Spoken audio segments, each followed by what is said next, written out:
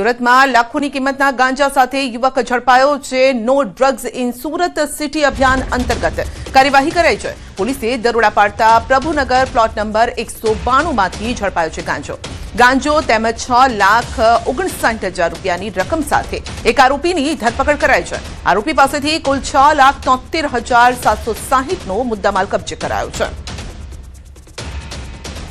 અમદાવાદના બલોલનગર 4 રસ્તા પાસેની સોસાયટીમાં મારામારી થઈ છે। વિશ્વકર્મા સોસાયટીમાં બની છે આ ઘટના। મારામારીની ઘટના બની છે।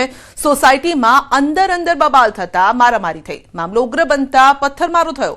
પોલીસને જાણ કરતા 4 પીસીઆર કાર અને પોલીસકર્મી હાજર જોવા મળ્યા। પોલીસ દ્વારા 5 થી વધારે લોકોની અટકાયત કરીને વધુ તપાસ પણ હાથ ધરાઈ છે।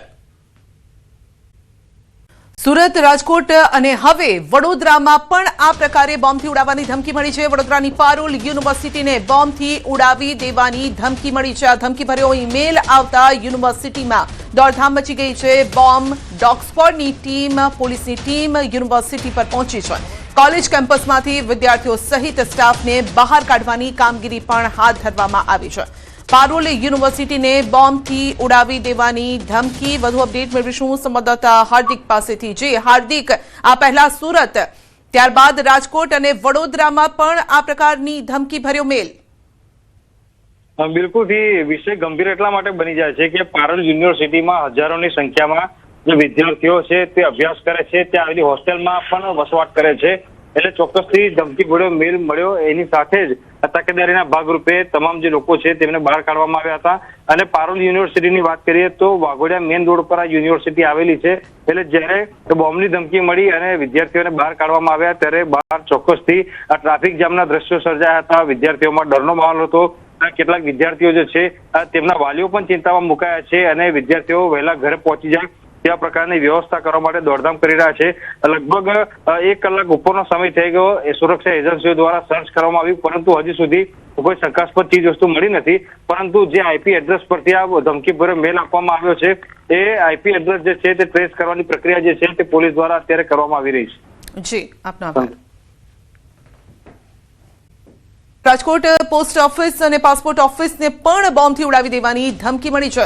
પોસ્ટ ઓફિસ તાત્કાલિક ધોરણે ખાલી કરાવવામાં આવી છે। સુરક્ષા એજન્સીઓ દ્વારા પોસ્ટ ઓફિસમાં તપાસ પણ હાથ ધરાશે। પાસપોર્ટ ઓફિસમાં પણ પોલીસ દ્વારા તપાસ હાથ ધરવામાં આવી છે અને પોલીસ દ્વારા તપાસ હાથ ધરવામાં આવી રહી છે।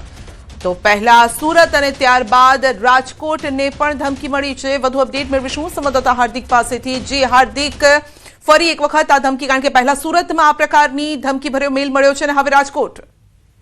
જી સંધ્યા, આજે રાજકોટ શહેરની 2 મુખ્ય કચેરીને બોમ્બથી ઉડાવી દેવાની ધમકી મળી છે। જેમાં રાજકોટ શહેરના સદર વિસ્તારમાં આવેલી મુખ્ય પોસ્ટ ઓફિસને બોમ્બથી ઉડાવી દેવાની ધમકી મળી હતી। આ ધમકી છે તે ઈમેલ મારફતે પોલીસને મળી હતી અને હાલ જે છે મુખ્ય પોસ્ટ ઓફિસ છે તે તાત્કાલિક ધોરણે ખાલી કરવામાં આવી રહી છે। Dog squad, bomb squad, SOG અને રાજકોટ ક્રાઇમ બ્રાન્ચ દ્વારા જે છે આખી ઓફિસની તપાસ કરવામાં આવી રહી છે। ખાસ કરીને આ એક જ સપ્તાહમાં બીજી વખત છે તે રાજકોટ ની વધુ એક સરકારી કચેરીને બોમ્બથી ઉડાવી દેવાની ધમકી મળી છે।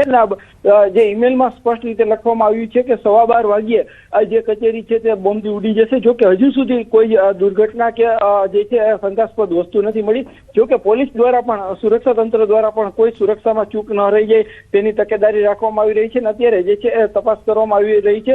જો કે હજુ સુધી કોઈ શંકાસ્પદ વસ્તુ નથી ન મળતા જે છે કે સુરક્ષા તંત્ર પણ રાહતનો શ્વાસ અનુભવી રહ્યું છે। જી, આપનો આભાર।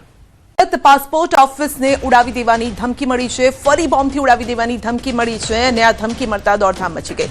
સતત ત્રીજી વખત મળી છે આ ધમકી। અજાણ્યો ઈમેલ મળ્યો, ઈમેલ આઈડીથી આ ધમકી આપવામાં આવી છે। તો ક્રાઇમ બ્રાન્ચ, એસઓજી અને બોમ્બ સ્ક્વોડની ટીમ હાલ પહોંચી છે અને તપાસ કરી રહી છે।